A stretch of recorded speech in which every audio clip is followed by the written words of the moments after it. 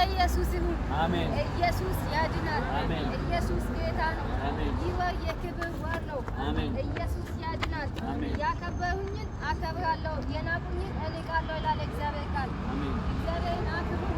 አሜን። መዝሙረ ዳዊት 93 ከቁጥር 1 እስከ 2 በኢየሱስ ስም አነባለሁ።